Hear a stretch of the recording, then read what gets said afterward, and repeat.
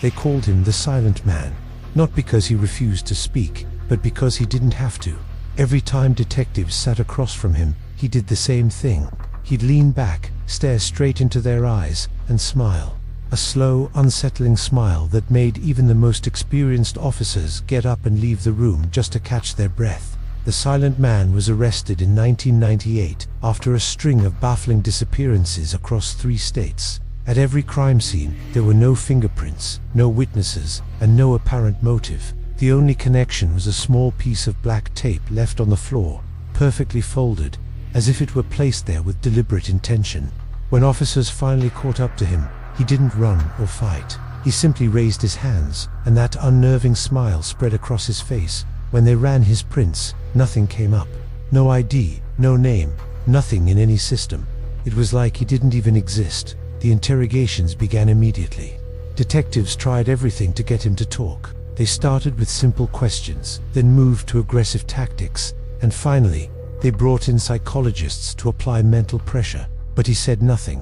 Every time someone asked him, "Why did you do it?" he would just tilt his head, slowly, like he was studying them, dissecting their very thoughts. Some officers reported feeling like they were being watched, even long after they left the room. One wrote in the official report, "It feels like he talks without speaking." After more than 60 hours of non-stop interrogation, they had nothing. Not a single word. Just that constant, chilling smile. The breakthrough, if you could call it that, came when investigators finally searched his abandoned apartment. Tucked away in a closet, hidden behind a loose panel in the wall, they found a single VHS tape.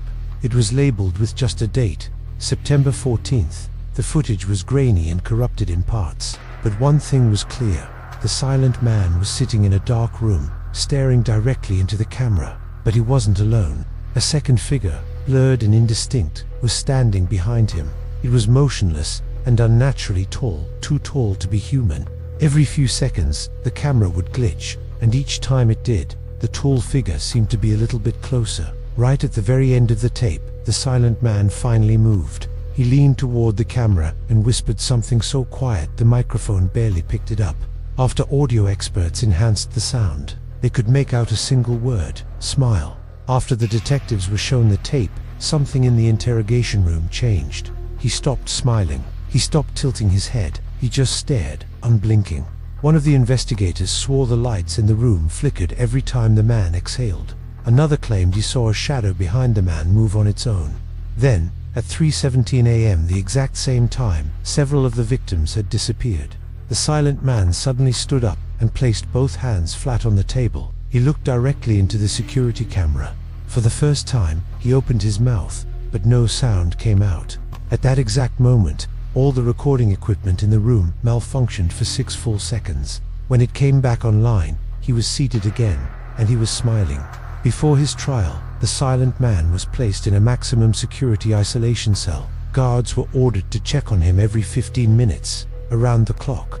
On the morning he was scheduled to appear in court, they opened the door to his cell and found it empty. There were no broken locks, no open vents, no signs of an escape whatsoever. The only thing in the room was a single piece of black tape on the floor, folded perfectly, just like at the crime scenes. The case file for the Silent Man remains open to this day. There have been no new leads and no reported sightings. But once a year, always on September 14th, police departments across all 3 states receive the same plain envelope in the mail. Inside, there's no note and no threat. There's only a photograph of someone smiling.